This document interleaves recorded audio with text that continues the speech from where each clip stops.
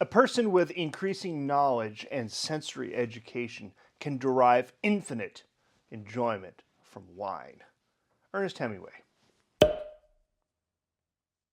Bonjour, my name is David DeVere. I'm a wine educator and traveler, and you're watching Savvy Nomad TV, the O to V edition. This is day 7 of the 2023 Costco Around the World in 24 Days box. Let's get right to the wine. Day 7 is here. The pokey bit is here. The rippy bit is here. And the wine is here. Stacks and Stones, Famoso, Italy.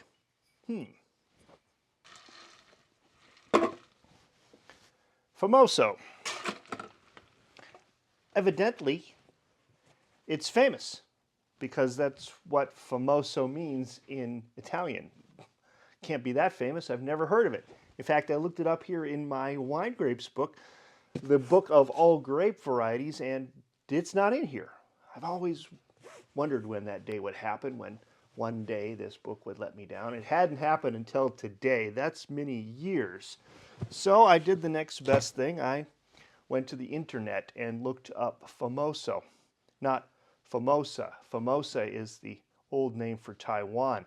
Famoso is the grape that's chilling in our wine bucket. Anyway, so evidently, here's what the story is. Famoso is also known as Uva Rambella, and there's a ton of uvas in Italy. Uva this, uva that. Uva Rambella is also known as Famoso. This is what makes learning about Italian wine so difficult, because they have all these synonyms or aliases for all these different grape varieties, and you can imagine there's been lots of hybridizing of grape varieties in Italy over the last couple thousand years, like 5,000.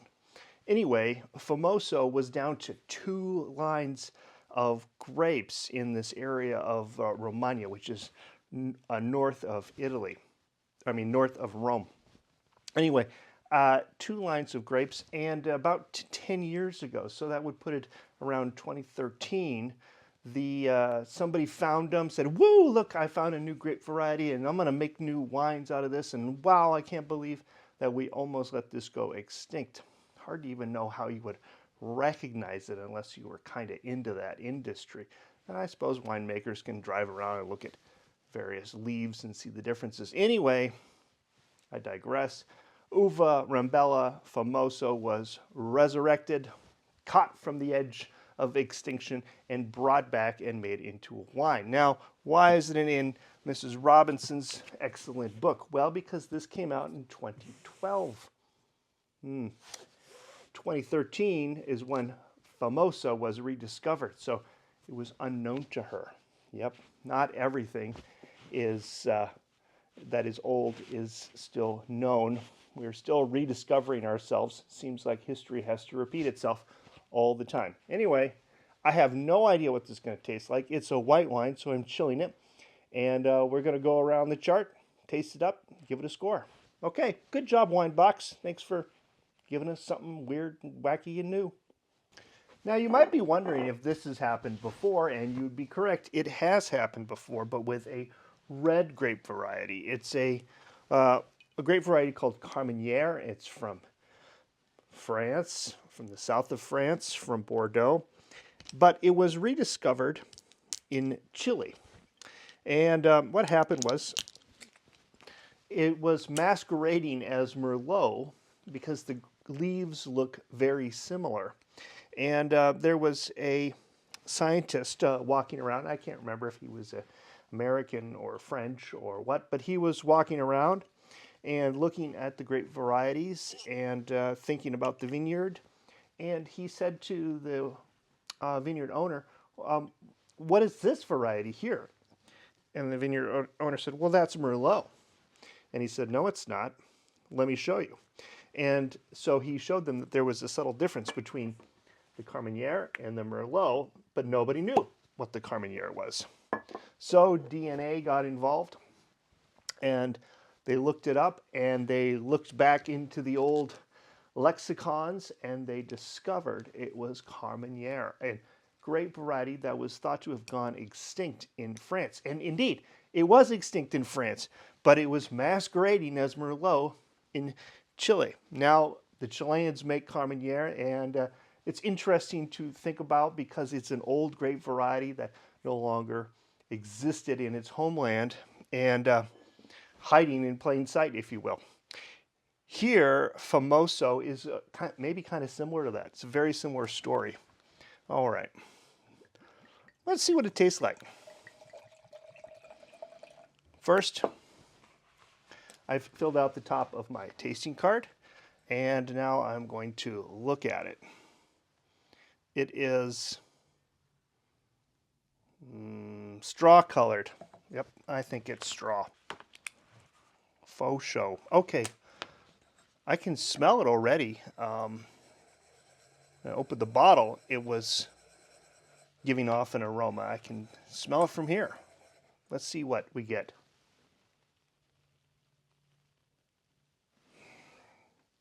I think I get peaches.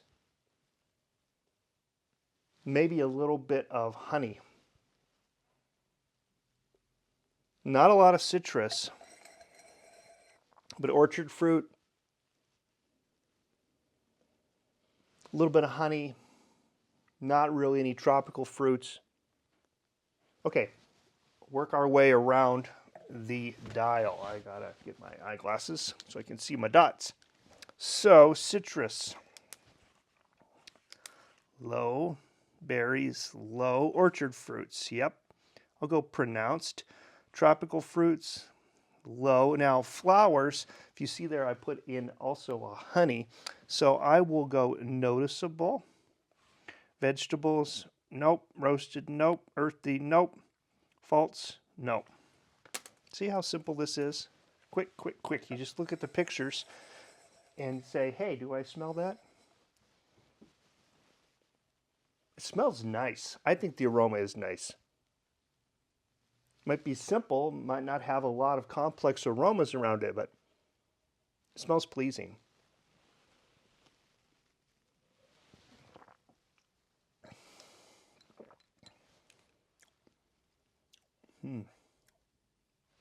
Okay, let's work our way around our chart.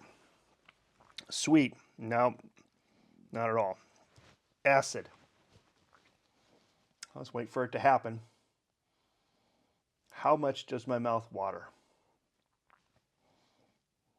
A little bit, but not a lot. So I'll go noticeable. Tannin, nope. Alcohol, I don't notice it at all. So I'll go low. Skip the preference. Body, I'm going to say, I should taste it again, but boy, my initial flush was that this was kind of a light wine.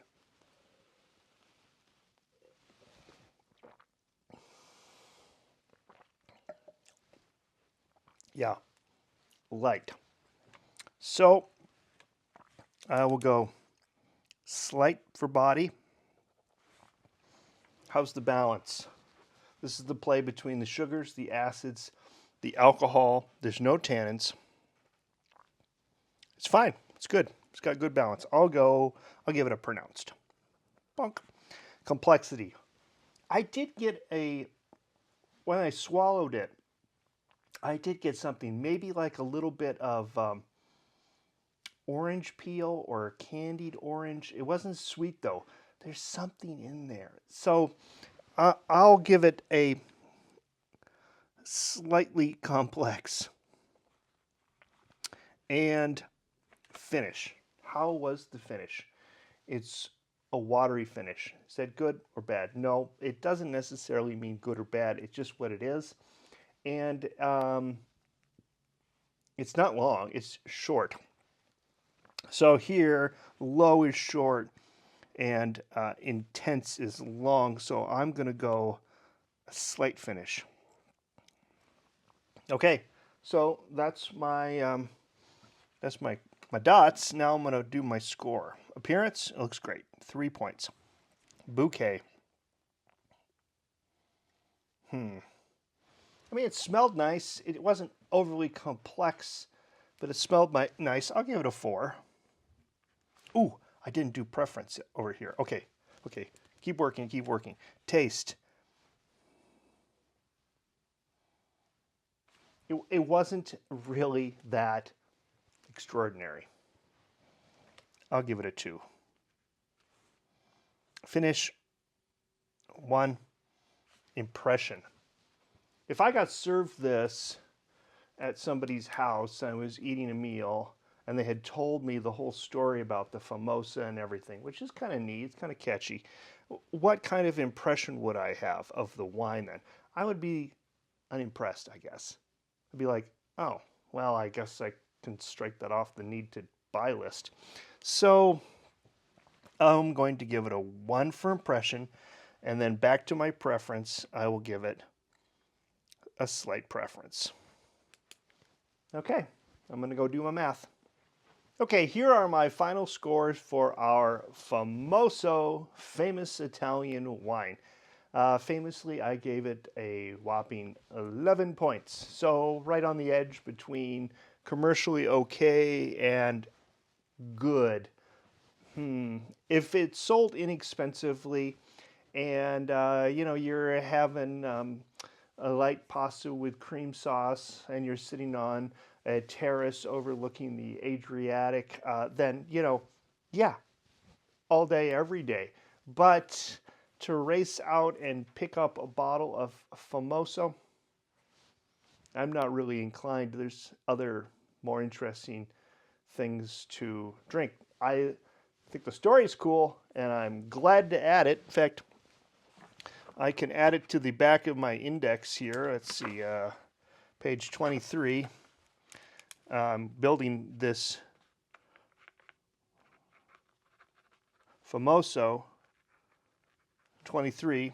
I mean, have I ever had one? No. Will I ever have one again? I don't know. I just dropped my pen. I don't know if I'll ever have one again anyway. Well. I just had to pick it up. Here is my flavor profile chart. Interesting shape, I think. So, yeah, there you go. That's all I have for you today. I'll be back tomorrow with day number 8. If you've enjoyed this episode, please give me a thumbs up. If you're new here, please consider subscribing. And until tomorrow, I say a tutelare and cheers. I mean, I'm still going to drink this.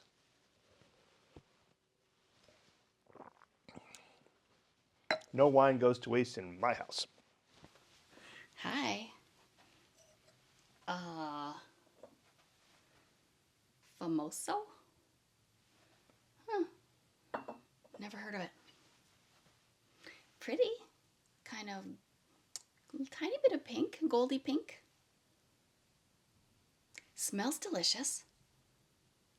Fruity, like almost like a Riesling and or a Sauv Blanc. So very aromatic.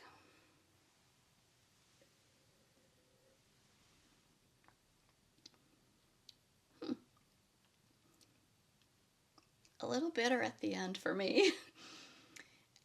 It was kind of a tiny bit thick. This is a very different thing. It's gonna require another sip or two to really figure it out. Cheers.